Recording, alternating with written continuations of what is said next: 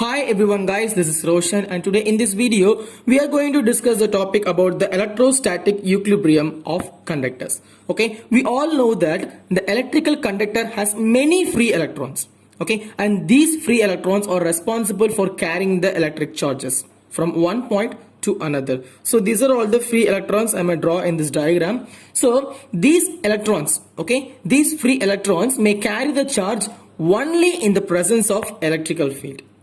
Okay, they may carry the electrical charge only in the presence of electrical field. If there is no electrical field means, okay, without electrical field they randomly move in all directions.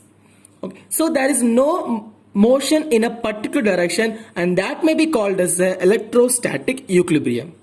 Okay, and that condition is called as the electrostatic equilibrium. When the conductor is at electrostatic equilibrium means there is no net current happening on that conductor, so that the I is equal to 0. Okay, the value for the electric current should be 0. So during electrostatic equilibrium the conductors have some properties. So let's discuss about what are they. Property 1. The electrical field is 0 everywhere inside the conductor.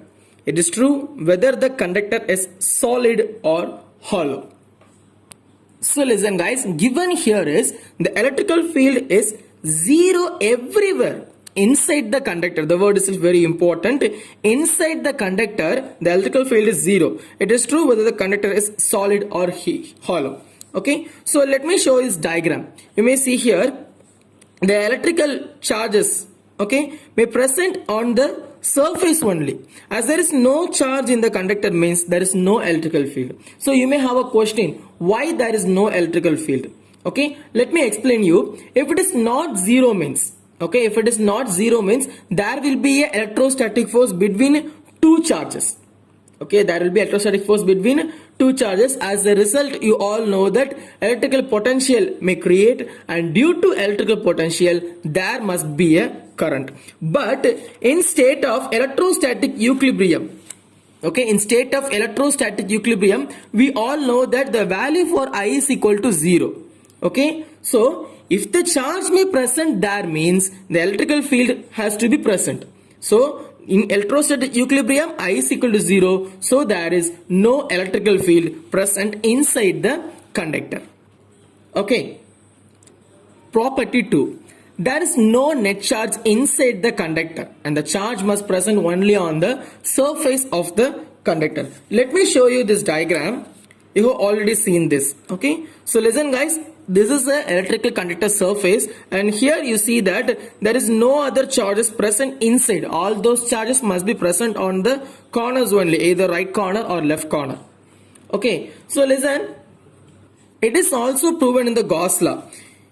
In Gauss law you study about that there is no net charge present inside the Gaussian surface. Okay, even if you imply any more charges inside the conductor means it moves towards the corner immediately.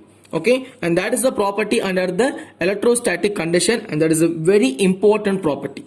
Okay, by coming to the third property, the electrical field outside the conductor, okay, the electrical field outside the conductor is perpendicular to the surface of the conductor. So look at the diagram guys, you may understand that this is the surface of the conductor, the outer surface of the conductor. Okay, so the electrical field is present here in a perpendicular direction. So that is only they may given on the third property. Okay, and listen, and has a magnitude of sigma by epsilon naught, and has a magnitude of sigma by epsilon naught. As it was the electrical surface, there comes the charge density. Okay, where sigma is a representation of a surface charge density. Okay, and one more point I need to tell you that in this diagram you may see the electrical field here goes inside and here goes outside, and this represents that for a positive charge we may know that the electrical field may go out only. Okay, for a negative charge the electrical field may go inside. So if you place any Gaussian surface means you know the flux may produced. We all know that. Okay, so listen guys, this is a charge surface. Okay, and I am placing a cylindrical Gaussian surface on it. So listen, it may create a flux. We know that the electrical field may coming out of this surface only. So it may create a flux. So listen, by proving this, the value for the flux may be EA. We all know that the total flux may present here is EA. But by the Gauss law, we all know that there is also a flux produced, that phi E. By means of Gauss law, we get the value for Q divided by epsilon naught. Okay, as it was a surface, the Q gets transformed into, the value for Q is equal to sigma A.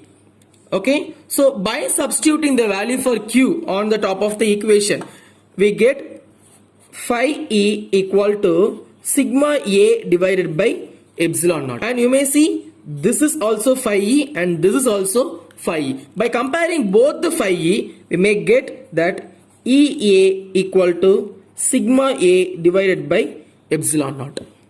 Okay, EA is equal to sigma A by epsilon naught, and the A and A gets cancelled, and the value for E is equal to sigma by epsilon naught. And this is how the magnitude of the conductor may get. Okay, so listen, in vector form it is represented as E vector equal to sigma divided by epsilon naught into n cap. Well, we all know that where n cap is the unit vector.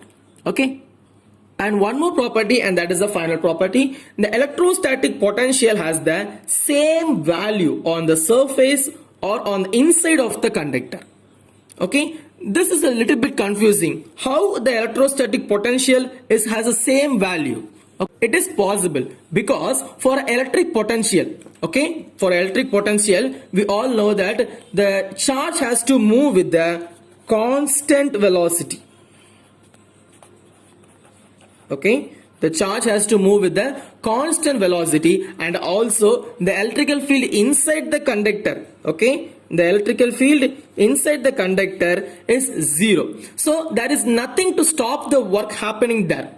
Okay, for that reason the potential is same as that of the surface, that of the conductor. Thus at electrostatic equilibrium, the conductor is always equipotential.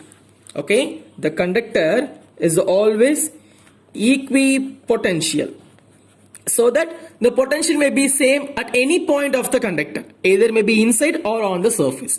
So these are all the most important properties of a electrostatic equilibrium. Okay, and that's all for now today, students. I hope you understand this topic very much, and if you have any doubt, means you can ask me on the comment section. And if you like the video, please put me a like, and if you want daily videos, subscribe my channel. Daily videos are coming for you. See you guys on the next class. Thank you, students.